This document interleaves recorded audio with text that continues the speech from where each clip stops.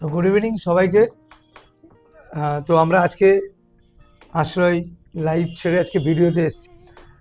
এই টাইমটাতে লাইভ করি, কিন্তু আজকে ভিডিও করবো দাদা। হ্যাঁ, কি হচ্ছে ওই লাইভ গুলো আমি দেখছি 1 মাস পর পর অটো ডিলিট হয়ে যাচ্ছে। অটো ডিলিট হয়ে যাচ্ছে, হ্যাঁ সেটা আমাদের থাকছেও না। এই জন্য আমরা ভিডিও করব, মাঝে মধ্যে লাইভ করব। আর যেই পারপাসটা আমরা সার্ভ করে ভেবেছিলাম যে আমরা অনলাইন ইন্টারাকশন করব লাইভে, তার জন্য সেরকম ইন্টারাক্টিভ হচ্ছে না। না, তো ভিডিও থাকে, তো সেই ভিডিওটা অ্যাটলিস্ট আমাদের আর্কাইভে থাকবে। যদি কখনো কারো আমাদের এই আলোচনাগুলো তাদের মনে হয় যে আমরা আবার আগামী দিনে পর্যালোচনা করব, তো সেটা একটা সেটা করতে পারবে। তারপরেও যদি পরে দেখতে পারবে। হ্যাঁ, আমরা করি। তো আজকে তুষার দা আমার সাথে আছে। রোজই থাকে। এটা খুব ভালো বলেছে, রোজই থাকে।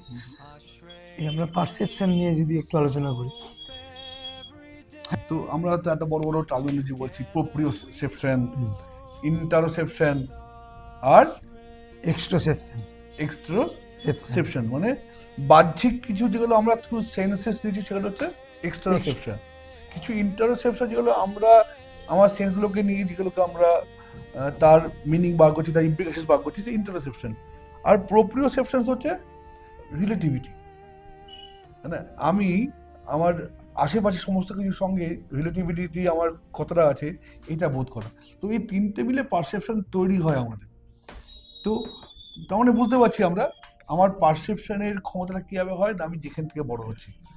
একটা ব্যাঙ যদি কুয়োতে থাকে, সে কি পারসিভ করে যে অ্যাজ ইফ আমার এই কুয়োটাই হচ্ছে গোটা পৃথিবী, এই কুয়োটাই, এবারে কিছু নেই আর।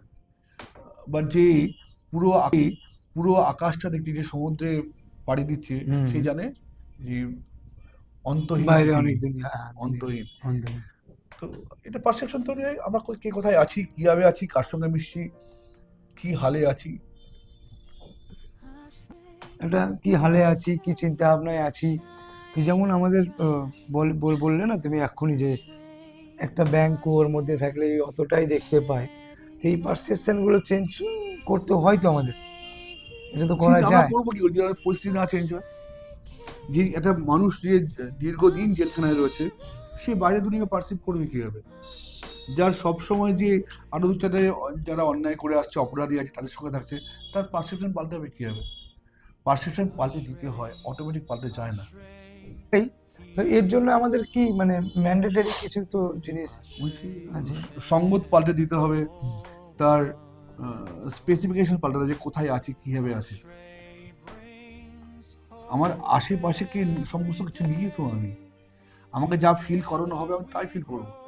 না দেখো, আমি তোমাকে বলি, আমরা প্রথমে আমি অ্যাডিক্ট নিয়ে বলি। তোমার অ্যাডিক্টদের মানুষের কাছে পারসেপশন পরিষ্কার, যে যাদের মুখে শুনতে পাই যে তাদের কিছু হওয়ার নেই, এটা তো একটা পারসেপশন, এটা জেনারেল পারসেপশন। সাধারণত এটাই হয়, মানুষ সবাই তাই দেখেছে। আমরা যারা কাজ করছি দীর্ঘদিন অ্যাডিকশন নিয়ে, তারা জানি আদারওয়াইজ মানুষের মধ্যে মানবিকতা নেই, মানুষ এখন পশু হয়ে গেছে, বলে না? হ্যাঁ বলে। আমরা সবাই পশু না, আমাদের মধ্যে কারো মানবিকতা নেই। বাট এটা জেনারেল পারসেপশন। অলমোস্ট আমাদের বেশিরভাগ মানুষই কিন্তু মানবিকতা হারিয়ে ফেলেছে। তাদের মধ্যে একটা পাশবিক একটা আচরণ তৈরি হচ্ছে, এটা তো ঠিক। বেশিরভাগ লোক বেশিরভাগ পরিস্থিতিতে তার রিয়াকশনগুলো কিন্তু পাশবিক হয়, মানবিক হয় না। মানুষ সেইগুলো দেখে থেকে সেন্স তৈরি করেছে। পারসেপশন আমি বললাম এ তৈরি হয়। আমি যতবার বিপদে পড়েছি ততবার দেখি মানুষের কোনো সহায়তা পাইনি। আমার পারসেপশন কি তৈরি হবে? মানুষ সাহায্য করে না, মানুষ ভালো না। আমি যতবার কোনো পাতাকলকে দেখেছি, আমি দেখেছি সে কোনোভাবে ম্যানিপুলেট করেছে, চুরি করেছে, ঠকিয়েছে, তারা ভালো হয়নি, তারা বাজে কাজ করে। তো আমার জেনারেল পারসেপশন এরকম হয়ে গেছে যে নেশারি ভালো না, নেশারি মানে খারাপ লোক। তারা ভুল নয় তো না, কারণ তারা তো এই অড 30% বা 20% যারা ভালো হয়ে গেছে, ভালো হতে পারে, তাদের সঙ্গে তাদের সাক্ষাৎ হয়নি কোনোদিন। তারা জীবনে যতবার দেখেছে এই খারাপ লোকগুলো, যে 70% 80% লোক যারা কখনো ভালো হচ্ছে না, যারা বাড়িতে রাস্তাঘাটে অনেক খারাপ এক্সপিরিয়েন্স দিচ্ছে মানুষকে, তাদের সামনাসামনি হচ্ছে। তারাও তো ভুল নয়, তুইও ভুল নস, তারা ভুল নয়। তারা আবার যারা ভালো আছে তাদের কাছ থেকে উপকৃত হয়ে গেছে, তাদের কাছে আবার পারসেপশনটা চেঞ্জ হচ্ছে।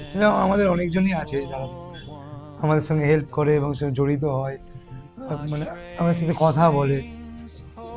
তো তারা কোনো দিক থেকে আমাদের কাছ থেকে সেই হেল্প আউটটা হয়েছে বলে তারা কি পারসেপশনটা চেঞ্জ হয়েছে নাকি? হ্যাঁ, দেখে চেঞ্জ হচ্ছে। রিহাব নিয়ে ভাব, রিহাব নিয়ে জেনারেল পারসেপশন কি?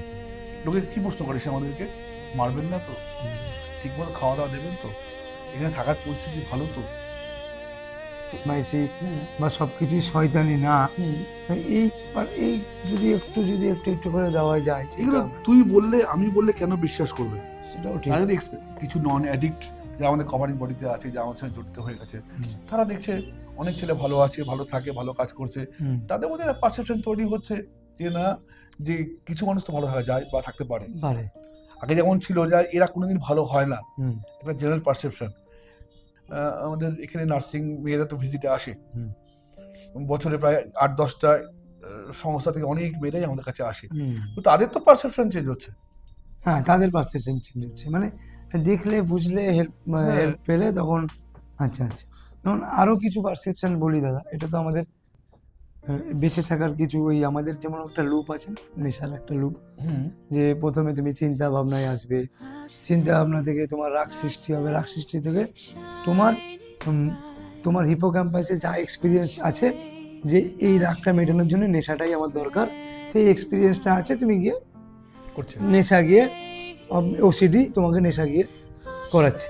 তো সেরকমই আমাদের এই সমাজেও আমাদের ফ্যামিলিতে আমরা দেখি সচরাচর মধ্যবিত্ত ফ্যামিলিতেও দেখি যে একটা সুন্দর স্কুল জীবন, চাকরি জীবন, সংসার জীবন, বার্ধক্য জীবন, এই এই একটা পারসেপশন, এটা তো একটা, যে আমি এইটার মধ্যে থেকে এরকম ভাবে চলতে হবে। এর বাইরেও তো কিছু পারসেপশন থাকে, যে সোশ্যাল সার্ভিস।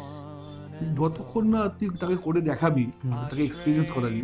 দেখ, আমি জানি না তুই কি কোনো স্ট্রবেরি খেয়েছিস হ্যাঁ, তাদের কাছে, কোনো অ্যাভোকাডো খেয়েছিস, হ্যাঁ, কিউই খেয়েছিস? না, খাসনি।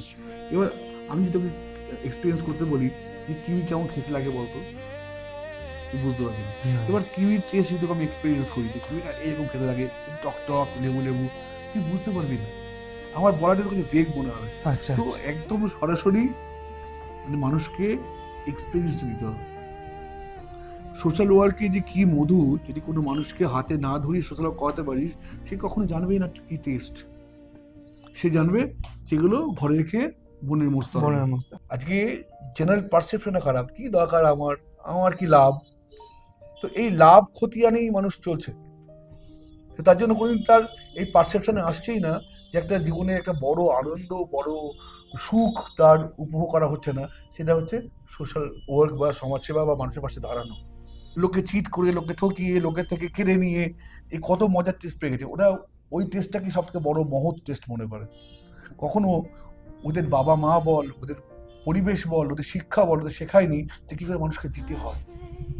আবার অন্যদিকে দেখো তুমি, মানে ধরো সোশ্যাল, দেখো এমনি এমনি তো এগুলো জুড়ে আসেনি, mental health, physical health, social health, এগুলো তো এমনি এমনি জুড়ে নি একসাথে। হুম, তো এটার পার্ট সোশ্যাল হেলথ বাদ দিয়ে, এবার তুমি মনে করো যদি আমার জীবনে, তুমি আগের দিন যেটা বলছিলে, যে আমি একটা 50,000 টাকা চাকরি পেয়েছি, আমি সংসার করছি, আমার জীবনযাপন করছি, রেসেট করছি, থাকছি, খাচ্ছি, চাকরি করছি, ঘুমাচ্ছি, হ্যাঁ, আমার বউ বাচ্চার দায়িত্ব পালন করছি, বা আমার দায়িত্ব পালন করছি, পারসেপশন যদি তুমি বলো এটাই শেষ, আমি অ্যাডিকশন ছেড়ে দিলাম, সোশ্যাল হেলথ ছেড়ে দিলাম। মাইনেটা আসবে, প্রতি মাসে আমি ভাত খাবো, প্রতি মাসে আমার গাড়ির তেল ভরতে পারবো, প্রতি মাসে আমার ইএমআই দিতে পারবো, অ্যান্ড দ্যাটস ইট।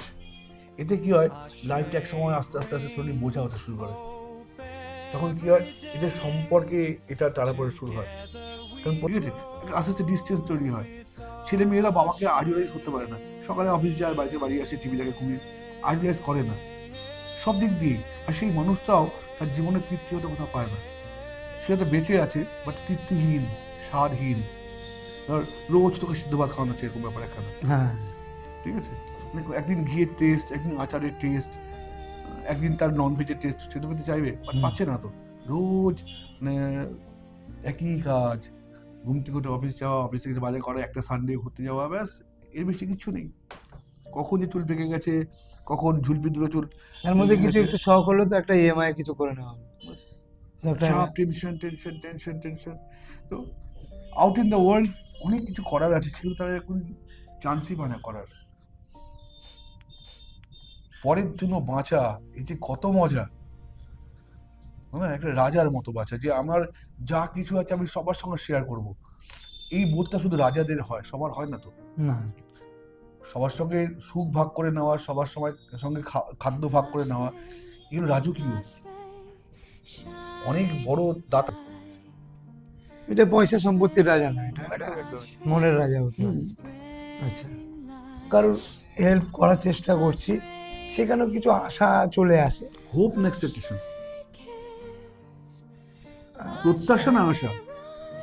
এক্সপেকটেশনটাই বেশি চলে আসে। তুই আশা বুঝিস, হোপ আমি আশা করতে পারি থেকে কিছু আশা যদি করিস, তো অন্য কি কাজ করবে, তার অ্যাক্টিভিটি কি হবে, সে তোকে কি দেবে, কিন্তু পুরো তার উপরে নির্ভর করছে। তো সে কি করবে, সে আমার তার কিছু করাটা না করাটা যদি আমার জীবন কন্ট্রোল করে, অসুবিধা তো। তো আমি আশা করতে পারি, মানে আমার আশা করাটা একদম একান্ত আমার।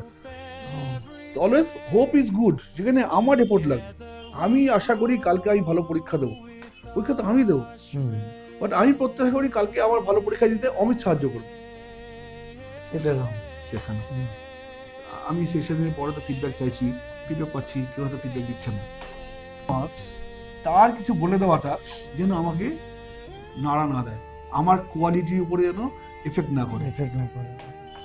আমি তোকে পছন্দ করি না, তুই ভালো কথা বলছিস, আমি তাতেও নিন্দুকের মতো ক্রিটিসাইজ করছি, অমিত কি বাজে দেখতে, অমিত কি বাজে কথা বলে, অমিত ভালো বোঝাতে পারে না। তো এগুলো তো পুরোপুরি ইনফ্লুয়েন্স করবে না যে তোর পরের কথাগুলো কি কোয়ালিটি হবে। কারণ আমরা প্রত্যেকেই ফিডব্যাক থেকে মোটিভেট হই। খারাপ ফিডব্যাক আসলে পরে আমরা নিজে টিউনিং করে নিই বা ডিপ্রেসড হয়ে যায়, আর ভালো ফিডব্যাক হলে পরে আমরা এনকারেজড হই, আরো ভালো ভালো ক্লাস নিই। প্রশ্ন করো, আমি কি ভালো বলছি, নিজে নিজে অ্যাসেসমেন্ট করো, আমি আদৌ ভালো বলছি, কতটা অ্যাটেনশন গ্রিপ করতে পেরেছি। Understand by their action but not by their words. যখন যে ক্লাস নিচ্ছিস, চেষ্টা করবি ওদের অ্যাকশন দিয়ে বুঝে নেওয়া যে কতটা ওরা তোর সঙ্গে অ্যাটাচড হয়ে গেছে, তৈরি হয় অ্যাটাচড। যখন সবার সাথে তো একটা ইমোশনালি আমরা অ্যাটাচমেন্ট মানে জানতে অজান্তে হয়ে গেছে।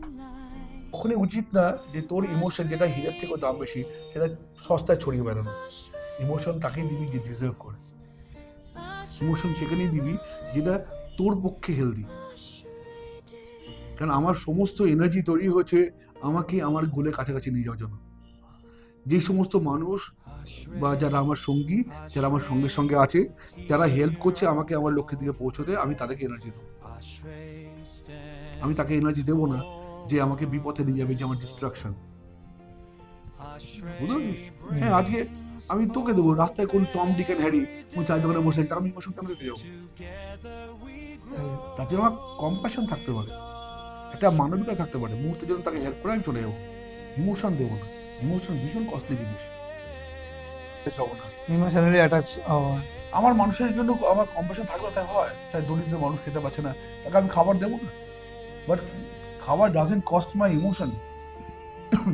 আমি যদি কাউকে গিয়ে আমার পকেটে 20 টাকা আছে, আমি যদি খরচা করে দিই, এই 20 টাকাটা আমার ইমোশন নয় তো, 20 টাকাটা আমার একটা রিসোর্স থেকে চলে যায়, অসুবিধা নেই। I can spend money for others. না দেখ, ঘটনা তুই আমি এখন একসঙ্গে তোর আশ্রয় আছি আজকে, আমাদের দুজনেরই আজকের দিন এজেন্ডা কি, যে আশ্রয়টাকে আমি বড় সংস্থা বানাবো, আমার দুজনে বড় সোশ্যাল ওয়ার্কার হবো। তো আমরা একসঙ্গে চলছি, একে অপরকে কম্পেনসেট করছি, উই আর ওয়ার্কিং সিম্বায়োটিক্যালি। আমি তোকে হেল্প করছি, তুই আমাকে হেল্প করছিস, আমাদের রিলেশনটা কি সিম্বায়োটিক। তাহলে তো তোর জন্য আমার থাকবে না ইমোশন, তোকে বাঁচিয়ে রাখতে হবে না, আমাকে তোকে ভালো রাখতে হবে, তুই ভালো রাখবি না, কারণ তোর ভালো থাকাতে তো আমার উপকার, আমার ভালো থাকায় তোর উপকার। এখানে তো আমাকে ইমোশনালি একটা বন্ডেজ রাখতে হবে, স্ট্রং বন্ডেজ। বাট একটা টম ডিক অ্যান্ড হ্যারি যে তোর জীবনের লক্ষ্যে পৌঁছানোর জন্য, তোর জীবনের মঙ্গলের জন্য কোনো তার দায় নেই, সে তোর আত্মীয় হতে পারে, তোর ভাই হতে পারে, যে হতে পারে, যে যার মানে সে ডিজার্ভ করে না তোর ইমোশন। আমার কাছে 1 লক্ষ টাকা আছে, আমার বাবা বলেছে তোকে সারা জীবন 1 টাকা দেন, তোকে এটা দিয়ে যা করা করতে হবে। এবার আমার যদি ভুল ইনভেস্ট হয়ে যায়, I have to beg the rest of my life. যদি টাকাটা আমি ঠিক জায়গায় ইনভেস্ট করি, then I will become a multimillionaire. তো আমি কালকে মিলিয়নিয়ার হবো, বিলিয়নিয়ার হবো, না কালকে আমি ভিখারি হবো, সে ঠিক করবে কি আমি এই আমার ইমোশনটাকে আমি কীভাবে ইউজ করছি, এই রিসোর্সটাকে আমি কীভাবে অপটিমাম ইউজ করছি। তো আমার ইমোশনটাকে আমাকে অপটিমাম ইউজ করতে হবে। আমার আজকে কার জন্য আমার সমস্ত ইমোশন, আমার সমস্ত আশ্রয় ভাইদের জন্য, আশ্রয় ভলেন্টিয়ারদের জন্য। আমার ইমোশন অন্য কিছু নেই, অন্য কিছু শুধু কম্প্যাশন আর রেসপন্সিবিলিটি, আর কিচ্ছু নেই। আর থাকবে বা কেন? তুই তাকে, তার তো খুব টাকার প্রয়োজন, তুই তাকে 200 টাকা হেল্প করতে পারিস, তাকে একবেলা খেতে দিতে পারিস, তাকে দুটো সুবুদ্ধি দিতে পারিস। যখন সে তোর কাছাকাছি আসবে, যখন সে তোর স্বপ্নে তোর সঙ্গে ভাগিদার হবে, তখন তুই তাকে সমস্ত কিছুতে।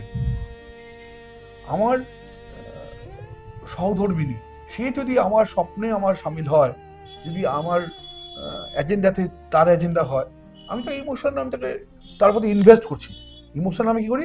ইনভেস্ট করি। ভাবছে তার ভাবনা অন্য চিন্তা নিয়ে, আমি তাকে যা দেবো সব ওয়েস্ট। তো আমি তাকে টাকা পয়সা দিতে পারি, জমি সম্পত্তি দিতে পারি, but I never give emotions. Thank you so much. Thank you.